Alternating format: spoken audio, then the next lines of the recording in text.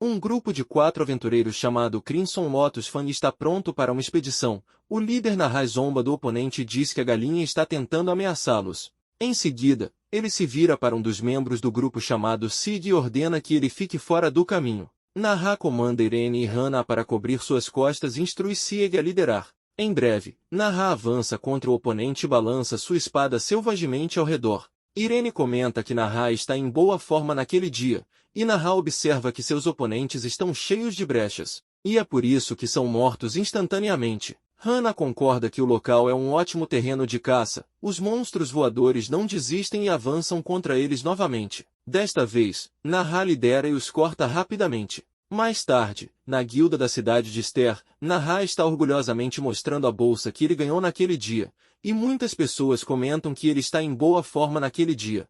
Narra se vangloria de que essas missões são como um passeio no parque para eles. Um dos aventureiros convida Irene e Hana para se juntarem ao seu grupo, mas as mulheres recusam categoricamente. Uma mulher se aproxima de Sieg e elogia seus esforços naquele dia, para o desprezo de Narra. Sieg diz a ela que não fez muita coisa. Naquele dia, algo acontece com Narra, e ele berra alto que Sieg está oficialmente demitido do grupo. Sieg pergunta calma e educadamente sobre o motivo, e Narra diz que não pode contar, pois é óbvio demais. Ele explica que o grupo Crimson Lotus é especializado em ataque, a esgrima de Narra, a magia de Hana e a arquearia de Irene. Nenhum monstro pode resistir a eles por mais de 10 minutos, exceto por Sieg. Ele ouviu dizer que Sieg é um guerreiro, mas só se defende e nunca ataca, mesmo quando é atacado. Narra observa que o grupo não precisa de um covarde e fala para Irene e Hana a dizerem algo. Irene concorda com Narra de que Sieg deveria atacar mais, acrescentando que ter poder é inútil se não for usado.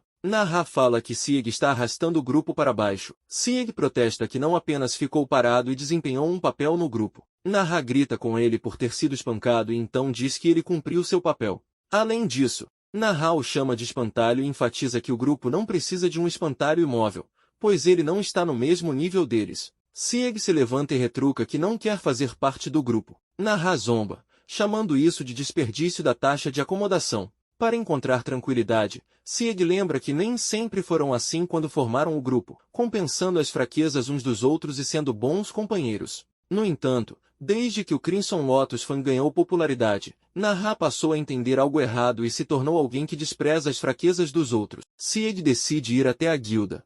A secretária da guilda vê e pergunta por que ele está sozinho. Ele explica que foi demitido do grupo, então veio aqui para finalizar o procedimento. A mulher fica triste com o caso de Sieg, pois nenhum grupo aceitará um cara que foi demitido. Sieg decide sair como aventureiro. A secretária parece decepcionada, então ele a tranquiliza, dizendo que já pensou em desistir anteriormente, pois, segundo ele, este trabalho não é muito estável. Ele vai procurar um emprego mais estável primeiro. Ela oferece apresentá-lo a outras pessoas, dizendo que estão procurando alguém com experiência, pois estão com falta de pessoal. A mulher da guilda oferece a ele o cargo de porteiro da cidade real em Astaroth e também escreverá uma recomendação para ele. Ao chegar à capital, Sieg diz aos guardas que a guilda o recomendou como guarda. Eles verificam minuciosamente seu passaporte e a carta de recomendação, para sua surpresa. Ele pergunta se a situação na cidade está tão ruim.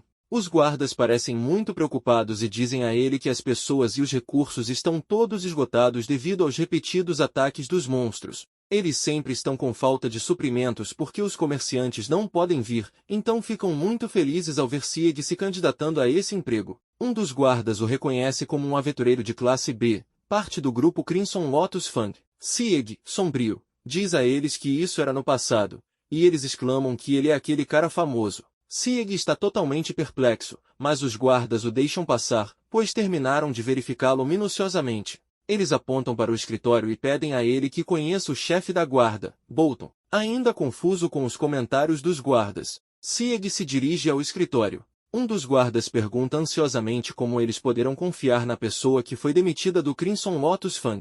O robusto Bolton verifica sua carta de recomendação e, ao saber que Sieg foi um aventureiro de classe B antes, o alerta de que não podem se dar ao luxo de fugir se a situação ficar realmente perigosa, como um aventureiro. Ele acrescenta que o emprego tem um salário baixo, é constantemente desrespeitado pelos nobres e tem o pior ambiente de trabalho, então Sieg deve se juntar se estiver pronto para enfrentar todos os perigos. Sieg concorda rapidamente, então Bolton decide testá-lo. Bolton pede a ele que mostre o que pode fazer em determinadas situações, começando com a defesa. Alguns vagabundos são colocados à frente de Sieg, que o insultam repetidamente. Bolton comanda Sieg a não atacar e coloca uma bola atrás dele representando os cidadãos que ele deve proteger. O inimigo tentará derrubar Sieg e quebrar a bola. Os 3 vadios representam seu inimigo, e um deles observa que o chefe está realmente superestimando Sieg, enquanto o outro comenta que não precisam de pessoas inúteis. Bolton falou que não aceitam qualquer pessoa, se contratam alguém sem qualificação, essa pessoa morrerá imediatamente. Bolton explica que os guardas aqui precisam do poder para proteger, e Sieg ficará bem, desde que tenha a habilidade de proteger as pessoas e o tesouro na cidade. O teste começa, e Sieg analisa a situação de que não pode atacar, mas há um limite para lidar com todos eles ao mesmo tempo. Ele decide que, junto com a defesa, vai desgastar seus oponentes, como tem feito o tempo todo. Os 3 patetas começam a atacá-lo por todos os lados, mas Sieg os derruba com seu escudo em movimentos precisos. Ele comenta que se isso fosse uma luta real, a cabeça do oponente teria voado. Enquanto isso, Bolton observa seus movimentos e pensa que Sieg bloqueou o golpe do soldado com seu escudo e imediatamente neutralizou o próximo ataque. Os oponentes decidem ficar alertas, pensando que Sieg é apenas um aventureiro. Um dos oponentes joga um bumerangue em sua direção, mas ele o esquiva com sucesso. Bolton percebe que Sieg consegue permanecer calmo enfrentando vários oponentes. Ele acha os movimentos de Sieg simples, mas precisos. Os oponentes ficam perplexos com seus movimentos, e um deles pensa que, se o timing estiver um pouco errado, receberá um golpe direto. Eles também ficam perplexos com suas técnicas perigosas de afastamento e que ele pode fazer isso perfeitamente vezes seguidas. Logo, todos os oponentes estão desarmados e pensam miseravelmente que nem mesmo podem passar por ele, quanto mais alcançar a bola. Em seguida, Bolton alerta Sieg que agora a bola está sendo atacada por trás, e se os outros oponentes quebrarem a bola, ele perderá. Bolton observa que, não importa o quão cansado alguém fique, o inimigo não vai esperar por eles, pois é uma oportunidade para eles. Então, proteger a cidade em todas as situações é o trabalho de um guarda.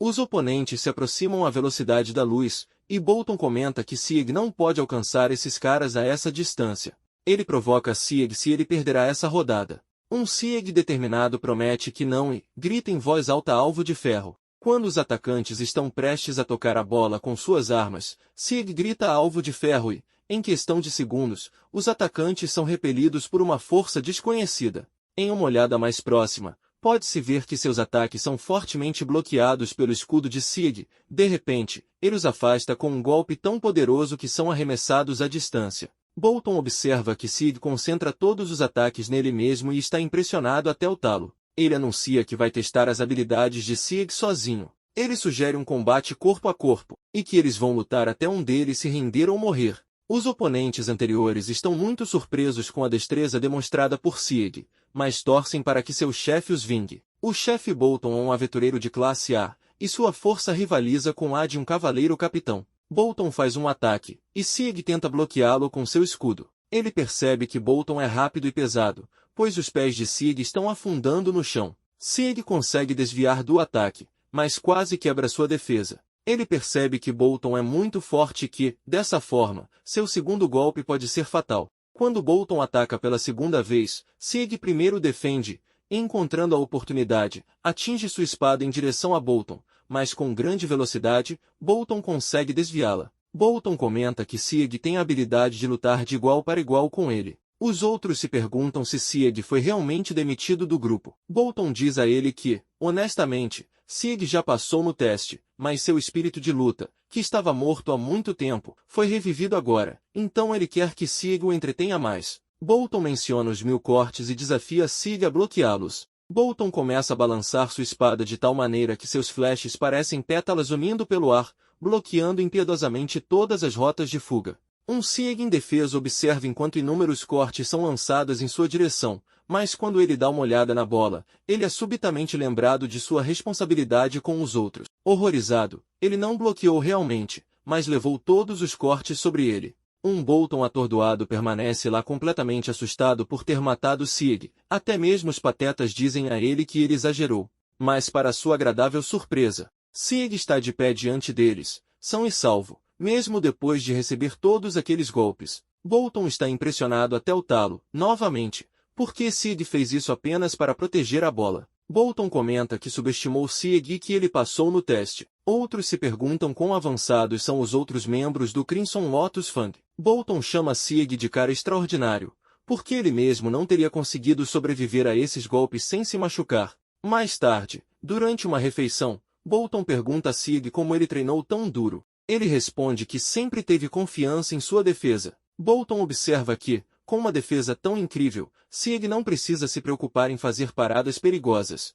No entanto, para resistir a um ataque direto como aquele requer uma quantidade considerável de força mental. Foi então que Sieg percebe que todos aqui parecem exaustos. Bolton explica que, desde os demônios estúpidos até mesmo os humanos, a capital real tem sido atacada pelo orbe de luz. Ele acrescenta que o tempo todo, de todos os lugares, esta cidade está constantemente ferida. Sieg percebe que ouviu falar sobre o orbe de luz sendo o tesouro que desempenhou um papel importante em selar o rei demônio. Ele não sabia que estava nesta cidade, e a dama da guilda o recomendou para um trabalho tão extraordinário. Bolton está confiante de que, com Sieg aqui, as coisas podem mudar, pois sua defesa será um grande incentivo para o esquadrão deles. Bolton está realmente ansioso para trabalhar com Sieg. De repente, ele percebe uma figura palhaça sentada ao lado dele, e Bolton diz a ele que a coisa extravagante será o chefe de Sieg a partir de agora. O homem bizarro se apresenta como Landa e é responsável por ensinar Sieg sobre seu trabalho. Landa ainda está se perguntando sobre sua expulsão do Crimson Lotus Fang. Sieg responde que foi demitido porque disseram que ele carecia de poder de fogo. Landa fica muito surpreso e continua reclamando sobre o quão constrangedor é ser expulso de um grupo tão conhecido. Bolton se refere ao grupo como uma equipe estúpida. Ele explica que entendeu uma coisa após um duelo com Sieg. Ele age na linha de frente enquanto luta contra os monstros, para que outros membros da equipe possam lutar sem se preocupar com a defesa. Ele explica que Sieg apoiou seu grupo com sua habilidade de combate não convencional, suas habilidades defensivas excepcionais e durabilidade, e esses parecem ser os principais motivos. Ele sente que o Crimson Lotus Fang tomou uma decisão estúpida, então foi ótimo para Sieg deixá-los. Bolton pergunta a Sieg se ele ainda quer voltar para aquele grupo, já que eles podem estar esperando por sua volta. Sieg não consegue dar uma resposta satisfatória e triste, então Bolton volta ao presente, dizendo que Sieg já se tornou um dos guardas, então ele pode esquecer de se juntar ao seu grupo anterior. Enquanto isso, o grupo Crimson Lotus Fang está enfrentando monstros, e pode ser visto que Naha está entrando em pânico, pois não consegue adivinhar o tipo de monstros que estão testemunhando. Os monstros estão ficando poderosos de repente, e até mesmo seus ataques não estão funcionando, pois as criaturas parecem ser especialistas em regenerar partes decepadas. Hannah grita em voz desesperada que eles nem mesmo estão expondo suas fraquezas. E até Irene está muito preocupada porque está ficando sem flechas. Hannah tenta usar o feitiço Ripley Rosa, mas nem isso afasta as criaturas. Hannah, furiosa, questiona Naha se isso está acontecendo porque Sieg se foi. Ela lembra como Sieg costumava chamar a atenção dos monstros enquanto eles lutavam livremente. Irene diz hesitante que o viu defendendo, mas ele estava realmente protegendo todos eles. Hannah repreende Naha por tomar uma decisão estúpida, e Naha grita furiosamente que Sieg é apenas um grande inútil e nada além de um lixo. Ele insiste que todos eles são muito duráveis sem ele, sem perceber que seu rugido atrai os monstros para eles. Naha instrui que, como não tem escolha, devem unir suas forças para um contra-ataque. Enquanto isso, outros estão falando sobre os fracassos repetidos do Crimson Lotus Fang, que sua reputação já foi prejudicada e tudo por causa da expulsão de Sieg. Naha ouve a conversa e sai da guilda, deixando Irene e Hannah para trás. Naha rende os dentes de pura raiva, dizendo que o cabeçadura Sieg não faz mais parte de seu grupo. Então por que ele tem que suportar essas humilhações? Pode-se ver que Sieg está guardando a cidade junto com Landa e se pergunta por que não passam muitas pessoas por ali. Landa explica que a área é notoriamente perigosa. Sieg comenta que até os locais se recusarão a ficar aqui, a menos que haja benefícios. Landa pergunta a Sieg se ele teve dificuldades vindo para cá. Este responde que tem lutado contra bandos de monstros em seu caminho até aqui. Landa estremece com a ideia de que Sieg veio para cá por conta própria e também a pé. De repente, uma carruagem é avistada a caminho deles. Landa mostra como verificar o documento de permissão e pergunta a Sieg se ele conseguiu um ao entrar na cidade. O próximo passo é examinar as mercadorias dentro da carruagem para garantir ainda mais a segurança. Landa verifica a carruagem e não encontra nada suspeito. Ele permite que a carruagem passe quando, de repente, Sieg sente algo estranho. Ele sussurra nos ouvidos de Landa que algo está errado. Landa grita que o documento apresentado a ele é real. Sieg raciocina que, mesmo que o documento seja real, as manchas de sangue nos barris e caixas foram cuidadosamente limpas. Sieg faz uma previsão horrível de que os mercadores podem ter sido mortos para manter a boca fechada. Quando isso se torna claro para os bandidos que a falsificação deles foi revelada, eles atacam Sieg. Landa pede a Sieg que aguente enquanto ele chama reforços. O bandido zomba de Sieg, dizendo que seu superior partiu, então agora o recém-chegado está por conta própria. Sieg o desafia para que possa lidar com ele sozinho. O homem jura que Sieg será morto por ele até que seus superiores retornem. Depois de um tempo, quando Landa retorna com Bolton, Landa fica surpreso que Sieg derrubou todos os ladrões sozinho. Bolton elogia seus esforços e pede a prisão deles. Bolton suspeita que esses vagabundos podem ter parceiros no crime, então os insta a não esconderem nenhuma informação deles. Um dos bandidos mostra a língua, revelando um feitiço explosivo de autodestruição, para horror de Landa, que está preocupado que o criminoso possa levá-los consigo. O homem declara que prefere se destruir a trair seus parceiros, mas de alguma forma sua estratégia não funciona, já que Sieg inteligentemente usou o alvo de ferro, um feitiço defensivo, nele, então ele não pode se autodestruir. Bolton, então, repreende Landa por deixar um recém-chegado sozinho para lidar sozinho com esses brutamontes, mesmo que tenha ido chamar reforços. Bolton adverte Landa que ele deve se esforçar ao máximo ou o recém-chegado ultrapassará.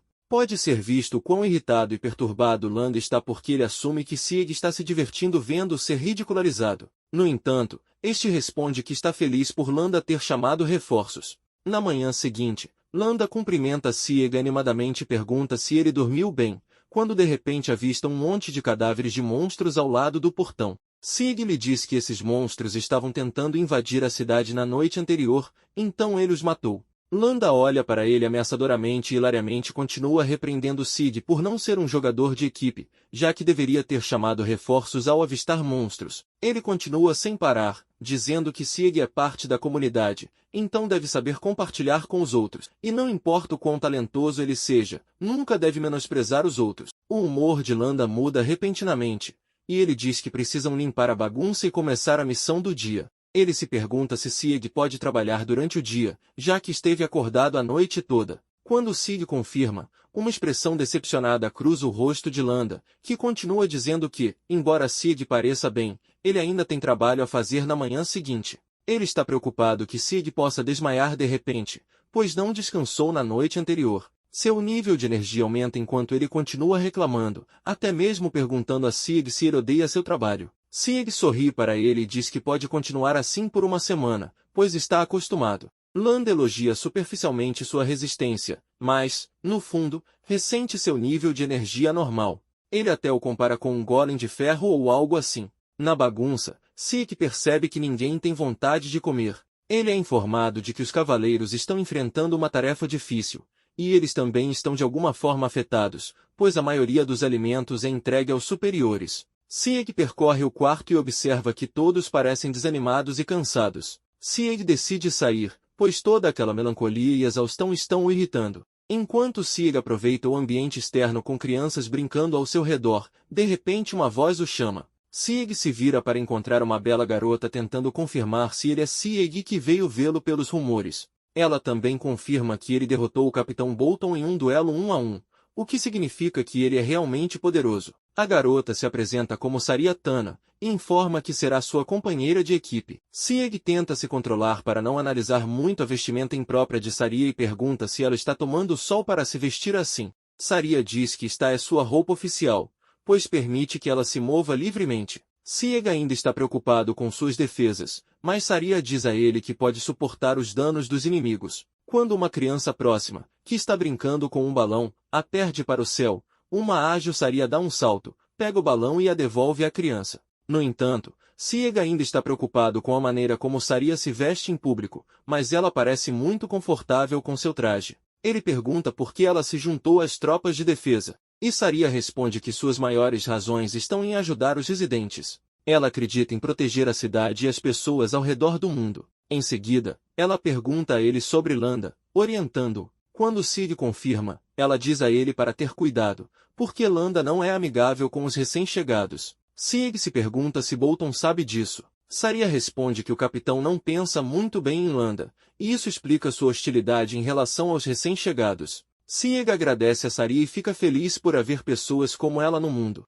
Ele lembra de como Landa costumava dar ordens a ele e sempre colocava suas responsabilidades sobre os ombros de Sieg. Ele percebe que isso é o que Saria quis dizer com o bullying de recém-chegados. Mas ele sempre foi intimidado por muito tempo, por isso não se importa mais com isso. Enquanto ele está perdido em seus pensamentos, o Capitão Bolton se aproxima dele e pergunta sobre seu progresso. Sieg responde que é uma bênção poder acompanhar o trabalho, e Bolton fica encantado com seu comentário espirituoso. Ele informa sobre a captura de bandidos e acrescenta que houve muitos bandidos antes da chegada de Sieg, parcialmente devido à falta de recursos humanos e à falta de cautela das pessoas. Ele propõe que, no futuro, eles terão que coletar outro tipo de impostos das pessoas. Bolton diz a Sieg para informá-lo se enfrentar algum tipo de emergência. Ele pergunta sobre Landa, e Sieg responde que ele foi dar uma volta. Mais tarde, Landa está verificando uma carruagem minuciosamente, e Sieg observa a cena rara de Landa trabalhando tão duro. Ele comenta que Landa faz seu trabalho muito rápido, e este responde que é porque ele é talentoso. Sieg aponta que os cavaleiros da carruagem não tinham a permissão. Ele também pergunta sobre a confirmação de outras cidades pelas quais passaram. Sieg sente uma sombra escura passando pelo rosto de Landa de frustração, e ele deixa escapar um protesto fraco, dizendo que eles vêm aqui várias vezes, então não deveria haver nenhum problema. Ele então decide assumir a responsabilidade por quaisquer consequências enfrentadas e diz a Sieg que um recém-chegado como ele não deve encontrar falhas em seus métodos. Enquanto isso, Sieg reflete surpreso que Landa nunca assumiu a responsabilidade por nada antes. Em breve, um Landa angustiado alerta Sieg para o turno da noite. Sieg adivinha que Landa não estará se juntando a ele novamente, como de costume. No entanto, Landa dá a desculpa perfeita de que não está realmente relaxando, mas é gracioso o suficiente para dar a Sieg a oportunidade de aprender bem o seu trabalho. Mais tarde, Landa pede a Sieg para verificar um beco escuro. Landa adiciona rapidamente que está tudo bem se ele estiver com muito medo para entrar. Sieg segue as instruções, mas é atacado por um punhal do nada. O pobre Sieg é pego desprevenido devido à escuridão ao seu redor e é esfaqueado nas costas. Ele se pergunta se são os bandidos mencionados anteriormente pelo capitão. De repente, ele percebe que foi apunhalado pelas costas por ninguém menos que Landa. Ele confronta Landa sobre suas verdadeiras intenções. E um traiçoeiro Landa dá um sorriso grotesco e declara que Sieg tem que morrer ali. Sieg questiona Landa sobre os bandidos poderem entrar na cidade por causa dele, e Landa afirma com um sorriso ameaçador. Ele adiciona que são os bandidos causando tumulto na cidade, e é isso que ele realmente é. Ele confessa sem vergonha que é ele quem deixa os bandidos entrarem, em troca de uma parte dos bens roubados. Landa explica que os habitantes da cidade só reclamam quando são roubados e depois vagueiam novamente pela área vulnerável, então isso se torna muito conveniente para ele. Landa chama Sieg de incômodo e lembra a ele que não desistiu das missões desafiadoras que lhe foram atribuídas e ainda relatou ao capitão. Sieg percebe que assim Landa desmoraliza seus recém-chegados. Quando Sieg se endireita e começa a se mover, Landa fica totalmente surpreso porque, segundo ele, Sieg recebeu um golpe claro nas costas. Sieg olha para Landa com claro desprezo e diz que uma pessoa dependente e má como Landa não pode fazer nada útil. Ele acrescenta que suportou Landa por causa de seu status como superior, mas agora que sabe que ele é um renegado, é uma história diferente. O rosto de Landa se distorce em desdém. Sieg jura proteger a cidade e derrotar Landa. Sieg adverte todos os bandidos a se prepararem, pois ele não mostrará misericórdia a eles. Landa zomba dele, chamando de muito arrogante para alguém expulso de um grupo, e decide matar o novato atrevido para calar a boca dele. Ele então convoca seus cúmplices para matar Sieg. No fundo de sua mente, Landa está confiante de que os bandidos são especialistas em combate noturno, então definitivamente derrotarão Sieg de uma vez por todas. Um bandido avança em direção a Sieg, mas este corta suas pernas. Logo depois, outro bandido tenta acertá-lo com um porrete por trás, mas Sieg consegue derrubá-lo rapidamente. Um dos bandidos entra em pânico e diz que Landa os enganou, colocando-os contra um lutador poderoso chamado de Novato. Esse bandido começa a correr, mas Sieg o captura e o mata também. Os bandidos restantes fogem ao verem o destino de seus comparsas, e é então que Sig se volta para Landa e diz que ele não deveria ter confiado neles e o matará com as próprias mãos. Landa cai de joelhos e começa a chorar alto, dizendo que foi ameaçado por esses bandidos. Ele fabrica uma história falsa de que enganar Sig para vir aqui e atacá-lo era o plano dos bandidos, e ele é apenas uma vítima. Ele continua implorando perdão a Sig e pergunta se há algo que ele possa fazer por ele. Ele fará com certeza. Sig pede a Landa que se entregue e admita todos os seus crimes. Isso irrita tanto Landa que ele saca prontamente sua espada para acabar com Sig.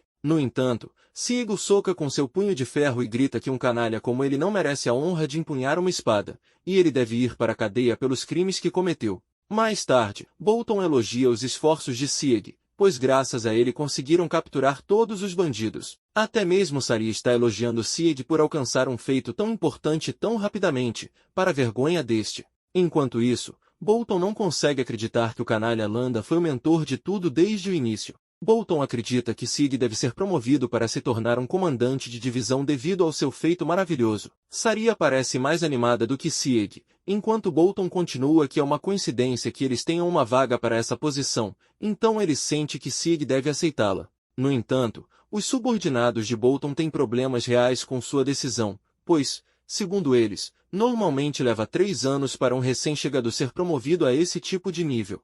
Um deles também tem problemas com Saria estar aqui. No entanto, Bolton não presta atenção às suas queixas e confia Sig o comando da 5ª Divisão. Quando os subordinados ouvem sobre a 5ª Divisão, todos começam a simpatizar superficialmente, mas, no fundo, todos estão satisfeitos porque sabem que ele não será capaz de durar muito tempo. Sig suspeita que algo não está certo com a 5ª Divisão, e pode-se ver um olhar aterrorizado no rosto de Saria também. Ela o incentiva, dizendo que ele será o comandante de divisão deles a partir de agora. Sig pergunta a ela sobre os outros membros e depois supõe que eles podem estar tirando folgas ou talvez fazendo corpo mole. Saria diz que esses membros são teimosos. Apesar de serem tropas de defesa de alto nível, eles são sem dúvida muito poderosos, mas ao mesmo tempo muito preguiçosos. Bolton tem total confiança em Sig, que, não importa o quão teimosas sejam as tropas, se fossem Sig, as coisas definitivamente mudariam e ele pode contar com ele. Sig pondera que esta será uma missão difícil, mas ele assegura a Bolton que fará o seu melhor. Saria então começa a contar a ele sobre os outros membros. Ela menciona Spinoza, que pode estar bebendo em um bar de vinho. Uma expressão confusa passa pelo rosto de Sig, pois ele se pergunta quem poderia possivelmente beber de manhã. Saria explica que Spinoza geralmente vem para o bar de vinho no final da tarde e bebe muito até de manhã. Ela não parece se importar em ser demitida, embora isso seja devido à cidade estar passando por uma séria falta de tropas de defesa excepcionais. Eles nem sequer têm tropas normais suficientes. Logo, eles entram no bar de vinho, e pode-se ver que o lugar está uma bagunça, como esperado. Todos os bêbados estão deitados por aqui e estão completamente alheios ao seu entorno. Entre esses bebedores, eles avistam Spinoza, que está enterrada entre dezenas de canecas vazias de vinho. Ela de repente se levanta ao sentir a presença de Saria. Spinoza agarra Saria e a espreme como um limão para confirmar sua alucinação. Sig a chama e diz que será o comandante de sua divisão a partir de agora. Spinoza pergunta sarcasticamente o que o trouxe até ela, e tudo o que ela fala é sobre beber, beber e beber. No entanto, Sig menciona a ela rapidamente que, como seu sênior, ele estará atribuindo algumas tarefas a ela. Então, enquanto ela estiver sendo paga, ela terá que voltar ao trabalho. Spinoza se recusa a obedecer, pois não tem intenções de seguir alguém mais fraco do que ela. Sig decide mostrar sua força superior a ela e a desafia, dizendo que se perder, então ela tem que voltar ao trabalho a qualquer custo. Spinoza acha que Sig é muito arrogante por estar tão confiante sobre sua vitória, então ela promete que verá se ele é capaz de comandá-la. Spinoza sugere que eles façam queda de braço e decidam seu destino. Sig acha que a queda de braço parece fácil. Spinoza ri e diz que uma briga maior será uma opção melhor. Olhando para sua condição lamentável e aparência magricela, Sig se pergunta se Spinoza é um especialista em lutas. Saria diz a ele que Spinoza pode lidar com legiões de inimigos quando cercada. Ela aponta para a massa de tamanho grande manejada por Spinoza e diz que um golpe disso pode lidar com tudo. Mas Sig sente que isso é verdade, que poder é necessário nesta cidade. Mas uma atitude adequada também é obrigatória. Sig faz de Saria a árbitra deles e concorda em fazer queda de braço com Spinoza. A partida começa. Spinoza declara que vai acabar com isso em um único golpe. No entanto, ela congela quando seu ataque é ferozmente bloqueado por Sig. Sig pergunta sarcasticamente a ela se beber demais limitou seu poder ou algo assim. Spinoza ri e diz que está usando apenas 20% de seu poder atualmente e o vê como digno de ser seu oponente. Ela então aumenta seu poder em 50%, e é quando Sig avisa que ela pode quebrar o próprio braço. Enquanto isso, Spinoza pondera que ela já usou 60% de seu poder, mas Sig nem se mexeu ainda. Spinoza comenta que Sig é bastante bom, já que a forçou a usar tanto poder. Spinoza ainda está confiante de que a vitória é dela, como sempre. No entanto, a mesa se vira quando Sig levanta inesperadamente o braço e balança facilmente o braço de Spinoza para o outro lado. Spinoza está perplexa com que tipo de magia Sig está usando, já que ela ainda pode lutar de volta. Ela comenta que para ser tão confiante, Sig deve ser bastante habilidoso. Sig comenta que a queda de braço é fácil para ele. Ele anuncia que agora é a vez dele de revidar e balança facilmente o braço dela para o outro lado. Uma Spinoza angustiado olha incrédula porque ninguém nunca a derrotou em queda de braço antes, e ela sempre reivindicou vitórias com pouco esforço antes. Ela considera Sig uma besta arrogante. Quando Sig bate o braço dela para o outro lado com um estrondo, Spinoza grita de dor. Saria declara Sig o vencedor da competição. Uma Spinoza desgrenhada começa a se preocupar e se lamentar, e Sig raciocina que isso é porque ela bebeu demais. Spinoza desafia e diz honestamente que não tinha chance contra ele e que ele é o oponente mais forte que ela já encontrou. Sig lembra-a de sua promessa de que, a partir de agora, ela tem que trabalhar todos os dias. Quando Sig levanta sua massa gigante como se fosse uma pena, Spinoza fica completamente assustada. Spinoza diz a Sig que não esquecerá desta derrota e voltará para uma revanche. Ela pergunta docemente se ele aceitará uma revanche com ela. Sig diz a ela com um sorriso que ela é bem-vinda para desafiá-lo sempre que quiser. Spinoza pede uma soneca em casa, pois ficará exausta a menos que tire uma soneca durante a tarde. No entanto, Sig recusa categoricamente, dizendo que nenhuma desculpa dela será aceita e ela terá que se acostumar com esse horário de trabalho a partir de amanhã.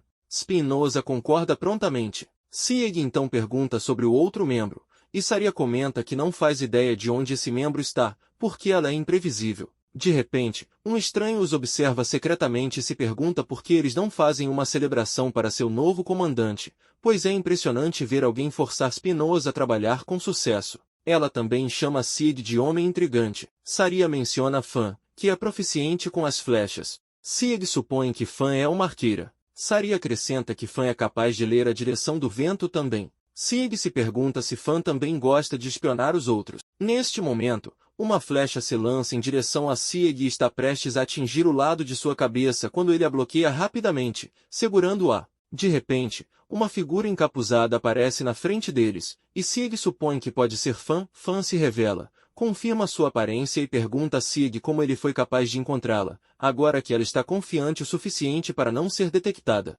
Sig revela que graças a isso ele soube onde ela estava se escondendo, e, para ser honesto, ela fez um trabalho maravilhoso. Fan fica profundamente confusa quando Sig aponta para um gato preto e branco. Fan comenta que achava que tinha pedido para o gato ficar em silêncio. Sig observa que o pobre bichinho tentou o seu melhor para permanecer em silêncio até perder o fôlego. Então, Fan acabou falhando. Fan diz a ele que, embora tenha ouvido falar de seu teste de recrutamento, não conseguia acreditar que um novato como ele seria promovido a comandante de divisão. Sig pergunta se ela começará a trabalhar no dia seguinte. Fan diz que será impossível para ela, pois não pode se dar ao luxo de desperdiçar seu precioso tempo e vida com um humano tedioso. Fan pergunta a Sig o que ela receberá em troca por dedicar seu tempo a ele. Há uma pausa curta do lado de Sig, então parece a Fan que ele ainda não encontrou uma resposta. Assim, ela decide esperar até que ele finalmente descubra e ficará observando das sombras. Com isso, Fan desaparece.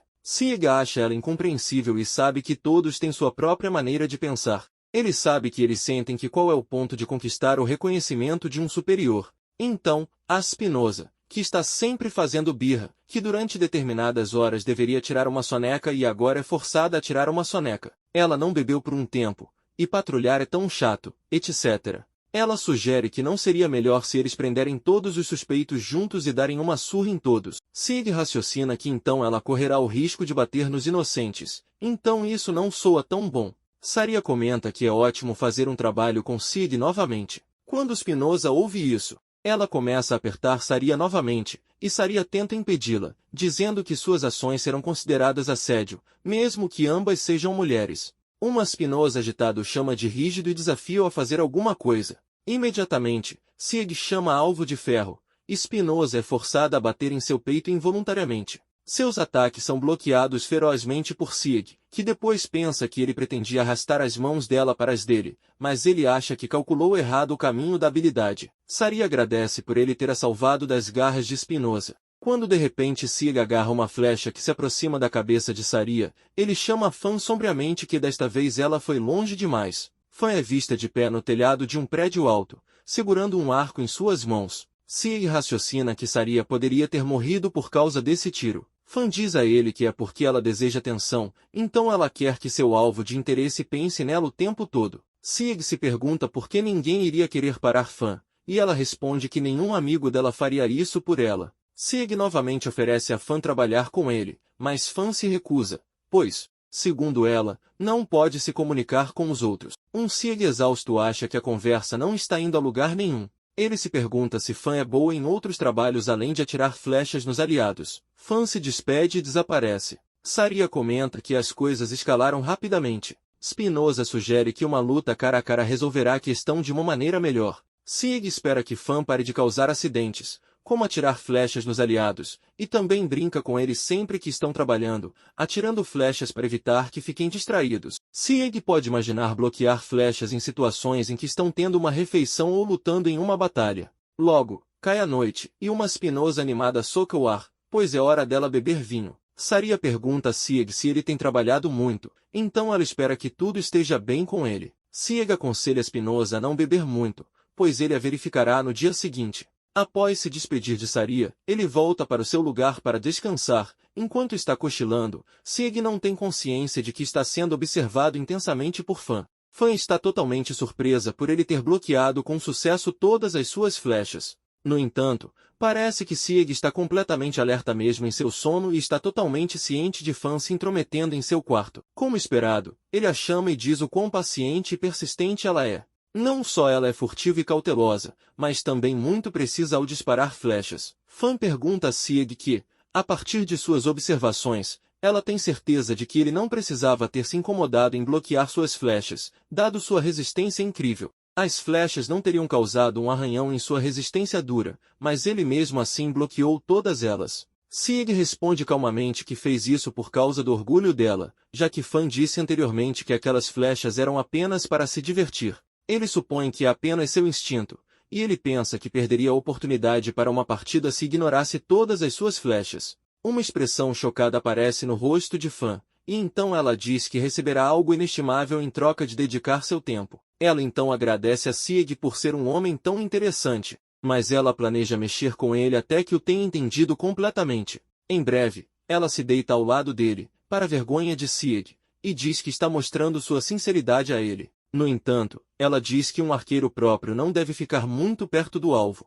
Sieg desconcertado sente que Fan se aproximou dele. Fan raciocina que ela não é muito boa em estimar distâncias, mas tentará manter a distância adequada. Sieg pergunta se ela está ansiosa para trabalhar juntos, e finalmente, Fan concorda. Sieg fica feliz por todos os membros da 5ª Divisão finalmente terem se reunido. Enquanto isso, Fan sente o calor de Sieg, antes que alguém possa perceber, ambos cochilam. Na manhã seguinte, todos estão surpresos ao ver os membros da 5ª Divisão reunidos. As pessoas estão assustadas porque é a primeira vez que estão testemunhando a cena, pois nunca antes obedeceram às ordens do outro. Todos se perguntam como Sieg conseguiu tal milagre. Enquanto isso, uma Spinoza embriagada está de ressaca, então ela pede alguém para trazer água. Sieg observa que ela está bêbada há 2 dias. E Spinoza inocentemente diz que não pretendia beber tanto antes de perceber que já era de manhã. Sieg lembra a ela que a havia alertado antes, então ela promete ser mais cuidadosa da próxima vez.